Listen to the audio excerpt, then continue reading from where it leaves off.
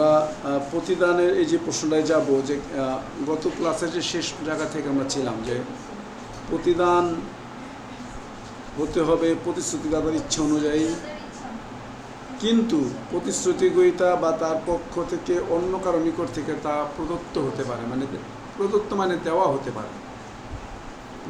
পারে। তাহলে প্রথমটা বলা হচ্ছে যে প্রতিদান হতে হবে প্রতিশ্রুতিদাতার ইচ্ছা অনুযায়ী, তবে প্রতিশ্রুতি গ্রহীতা বা তার পক্ষ থেকে অন্য কারো নিকট দিতে পারে। দুইটা আলাদা আলাদাভাবে আমাদের কাছে ক্লিয়ার করতেছে, আমার কাছে বলে দিচ্ছে যে প্রতিশ্রুতির বিষয়টা, প্রতিদানটা দিতে হবে প্রতিশ্রুতিদাতার ইচ্ছা অনুযায়ী। ইতিমধ্যে এই বিষয়গুলো আমরা পড়ে এসেছি, আমরা একবার পড়ি নাই যে তা না, ইতিপূর্বে ক্লাসগুলিতে আমরা এগুলি পড়ে এসেছি।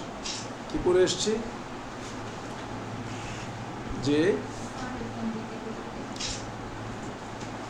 প্রতিদান হতে হবে প্রতিশ্রুতিদাতার ইচ্ছা অনুযায়ী। এটা খুঁজে পেয়েছেন কিনা সবাই?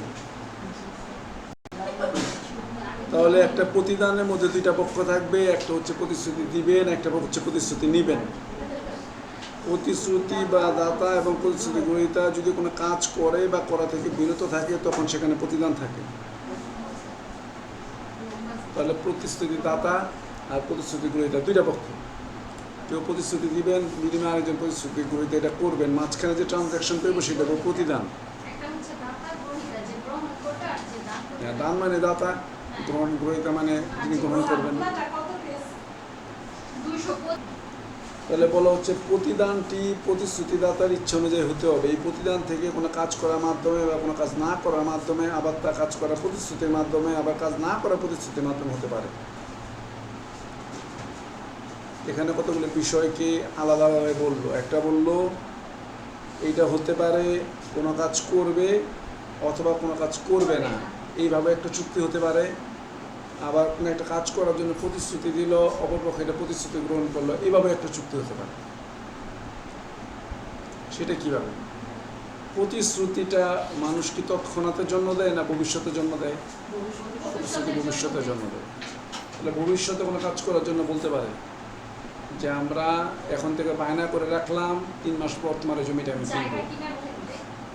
অন্যান্য ক্ষেত্রে, চুক্তির ক্ষেত্রে তো আজকে তোমার সাথে অ্যাডভান্স দিয়ে রাখলাম, 3 মাস পর তোমার ভাড়াটিয়া খালি হলে ওই ঘরটা আমাকে দিবা।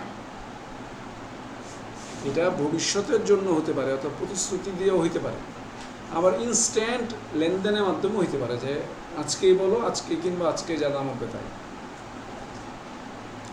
বাকিতে কিনা যেত সব কিছু, একসময় মানুষ বাকিতে কিনা যেত, মানুষ নগদ কিনা যেত। তবে সাধারণত যারা মানুষ বিক্রি করতো তারা কখনো বাকিতে বিক্রি করতো কম, কারণ তারা বিভিন্ন জায়গা থেকে মানুষ ধরে আনতো, বিক্রি করা হতে বললে তো সমস্যা। আবার এই কাস্টমার খুঁজে কই পাবে? আগে আমরা ছবিও ছিল না, তাতে বিক্রি করলে এই লোক খুঁজে পাবে কই? তাহলে মানুষ বিক্রি করলে ইনস্ট্যান্ট বিক্রি করতে হতো। অন্যান্য বিচারের ক্ষেত্রে বাকিতে বিক্রি করা যেত, কিন্তু মানুষ নগদ টাকায় বিক্রি করতে হবে। মানে দাস, যেটা দাসের যে পার্সপেক্টিভটা, দাস এরকম মানুষ বিক্রিটা এরকম ইনস্ট্যান্ট করতে হতো, কারণ কে কার মানুষ বিক্রি করবে, আবার বিক্রি করলে লিখা থাকতে হবে মানুষ বিক্রি হচ্ছে। তাহলে প্রতিশ্রুতিদাতার ইচ্ছা অনুযায়ী হবে, যিনি প্রতিশ্রুতিটা দিবেন ওনার ইচ্ছা অনুযায়ী দেবে। উনি কোনো একটা জিনিস কেনার জন্য পছন্দ করে বললেন, আপনি তার বিকল্প দিতে পারেন, কিন্তু ওইটা তার পছন্দ না। উনি এক জিনিস পছন্দ করছেন, উনার চোখে লাগছে এই জিনিসটা, তাহলে উনি ওইটারে প্রতিশ্রুতি দিবেন যে তুমি যদি আমাকে এটা দাও, আমি প্রতিশ্রুতি দিতে পারি ওই দিন তোমাকে আমাকে এই টাকাটা দিয়ে দেবো। কাজে উনার ইচ্ছাটাই প্রায়োরিটি দেবো। উনি এখন বললেন যে আমি ছাগলটা কিনবো বা আমি মুরগিটা কিনবো, বা তিতির এক ধরনের মুরগি আছে, বলে আমি তিতির মুরগি ওইটা কিনবো। তিতির এক ধরনের কালো সাদার মধ্যে মিলানো মুরগি আছে, এটার নাম তিতির। তো ওই রকম মুরগিও কিনতে গেলে এখন উনি যেটা সিলেক্ট করবেন। এবং কেনার ক্ষেত্রে কী নিয়ম হয়, বড় প্রাণী হইলে গলায় বেল লাগায়, আর ছোটো প্রাণী হইলে পায়ের মধ্যে রিং পরায় দেয় একটা, যে কিনবে তার কবুতরের মতন হয়, যাতে চেনা যায় এটা কার কবুতর। তাহলে প্রতিশ্রুতিদাতার ইচ্ছা থাকতে উনি কোনটা কিনতে চাচ্ছে ইজ ভেরি ইম্পর্টেন্ট। উনি কি দিবেন এটা ইম্পর্টেন্ট, যে আমি এটা দিব, তুমি কি এটা দিবে কিনা, অথবা আমি টাকা দিব, তুমি ওইটা দাও, অথবা আমি এই জিনিসটা দিব, তুমি আমাকে টাকা দাও। চুক্তি দুইটা জিনিসে সম্ভব। বা আমি তোমার আলু খেতে চাষ করে দেব, তুমি আমার রাবার বাগানে কাজ করে দেবে। হ্যাঁ, অর্থাৎ এইটাও চুক্তি। তুমি আমি যেহেতু এই কাজ পারি না, তুমি রাবার বাগানে কাজ পারো, রাবার কেমন সংগ্রহ করতে তুমি জানো, তুমি করে দেবে। আর আমি যেহেতু এই কাজ পারি না, আমি এই কাজ পারি, আমি ওইটা করে দেবো, যে যেটা পারে না। এখন এই বিষয়গুলো এই তার পক্ষ থেকে অন্য কারণই করে দিতে পারে। এইবার এটা বললো ওই কথাটা, ওই যে স্বীকৃতির মধ্যে যে প্রতিশ্রুতি যিনি গ্রহণ করবেন উনি পুরো করুক বা ওনার পক্ষ থেকে অন্য কেউ পুরো করুক, পুরো করা হয়েছে মেন কথা। প্রতিশ্রুতিদাতা তার ইচ্ছা অনুযায়ী বলবো যে আমি এটা কিনতে চাই, যে আমি নির্দিষ্ট ওইটাই কিনতে চাই। এখন কেউ যখন ফিক্স করে দিবে তখন ওইটা প্রতিশ্রুতিদাতার ইচ্ছা যে আমি ওইটা কিনতে চাই। আর প্রতিশ্রুতি গ্রহীতা উনি উনি প্রতিশ্রুতি গ্রহণ করে কাজ করেও দিতে পারেন বা ওনার পক্ষ থেকে অন্য কেউ করে দিলে চলবে। এটা বলা যাবে না। এখানে দুইটা মামলার কথা বলা আছে, দুর্গা প্রসাদ বনাম বলদেও মামলাটা আর চিন্নিয়া বনাম রামাইয়া মামলাটা। কিন্তু মামলাটার মধ্যে মামলার ঘটনাগুলি বলা না, এগুলো আমার মেন বইয়ের মধ্যে আছে। সৈয়দ হাসান জামিলের বইটা আছে আমার কাছে, সৈয়দ হাসান জামিলের বইটা বই আছে কে জানে। দুইটা মামলা যে দিবেন আমরা মামলা ফ্যাক্টরি তো জানে না, এই মামলার নামগুলি দেয় উচিত হচ্ছে ঘটনা দিয়ে মামলার নাম দেওয়া, মামলার নাম দেওয়ার দরকার নেই। এই চিন্নিয়া বা রামাইয়া ওরা কি করছে, ওরা যে কি, এটা যদি আমি না বুঝি তাহলে আমি এটার মধ্যে কি লিখবো। এখানে ঘটনাটা 2-4-5 লাইনে মামলার ঘটনাটা বলে এরপর মামলাটা ব্রেক, এটা মামলাটা দেওয়া দরকার ছিল। তাহলে আমরা বুঝতে পারবো এই মামলাটা এই ঘটনাতে এই বিষয়টা আমাদের শিক্ষণীয়। সব বলে দিল বাংলাদেশে এনে প্রতিশ্রুতি দিয়ে দেওয়া, তারপর কোনো কোনো ব্যক্তিতে প্রতিদান আসতে পারে, চিহ্নে বনাম নামায় মামলা এটা আসছে। কী আসছে ভাই মামলার মধ্যে? আজকের মামলা 1881 সালে বই অ্যাভেলেবেল না বাংলাদেশ। দুর্গা প্রসাদ মানে বলদেও।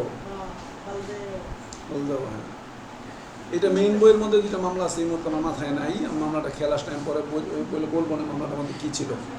আমার তো মেন বই আছে, সৈয়দ হাসান জামিলের বই আছে, এই বইগুলি তো এরকম ভাবে নাই। এখন আমরা একটু ক্লিয়ার হই, যদি আমরা এখানে মামলার উদাহরণ নাই জানি, এখানে যে পুলিশ আছে লিখে দিব, লিখে দিব, ব্রেকেটে নাম মামলা নাম দিব না। হ্যাঁ সেটাই, এত মনে রাখার দরকার নেই, কারণ এত মানুষের সংজ্ঞা বলুন, প্রস্তাবের সংজ্ঞা, প্রতিদানের সংজ্ঞা, এইটার সংজ্ঞা, এবার কোন মনীষী কী বলছেন, কোন মনীষী কী বলছেন, এইটি মনে রাখতে রাখতে যাই, এরপর আবার কোন মামলা বনাম কোন মামলা, এত মাথায় থাকবে কি না। এর মধ্যে আবার চুক্তি নেই, আবার টট আছে, টটের মধ্যে আবার কত ধরনের মামলা, কত ধরনের সংজ্ঞা, কত ধরনের কেস। হ্যাঁ, এটা এই কারণেই যেগুলি আমাদের দরকার নাই, যেগুলো আমাদের মামলার জন্য নেসেসারি না, ওই ধরনের মামলা আমরা দেখবো না, লিখবো না, দরকার নাই। এগুলো ছাড়া নাম্বার আসে। হ্যাঁ, এগুলো সময় লেগে বুঝবে কি করে। আমরা মেইন ফ্যাক্টরটা হচ্ছে এই জায়গাটায় যে প্রতিশ্রুতি যে গ্রহণ করব উনি করুক বা অন্য কাউকে দিয়ে করো, বলছে প্রতিশ্রুতি ইচ্ছা অনুযায়ী হইতে ঠিক আছে, কিন্তু প্রতিদানটা প্রতিশ্রুতি গ্রহীতাও করতে পারে, অন্যরাও করতে পারে। কিন্তু ইংল্যান্ড বলছে যে কমিটমেন্ট দিব সেই ফুলফিল করবো, অন্য কেউ ফুলফিল করতে পারবে না। ইংল্যান্ড আবার খুব স্ট্রিক্ট, থার্ড পার্টির মধ্যে এটা চলবে না।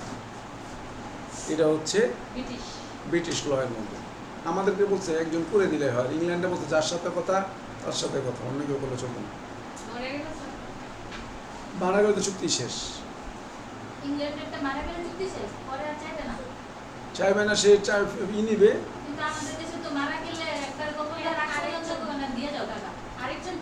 সেটা তো ফ্যাক্টর হচ্ছে কি ধরনের চুক্তি। গান গাওয়ার চুক্তি করছেন, গায়িকা মরে গেছে, এটা তার নির্ভর করবে কী ধরনের চুক্তি। আমাদের বুঝতে পারবো যে এটা কি টাকার মূল্যে বিকল্প কেউ করে দিতে পারবে এমন চুক্তি কিনা। পরের পয়েন্ট হলো অতীত প্রতিদান কোনো প্রতিদানই নয়।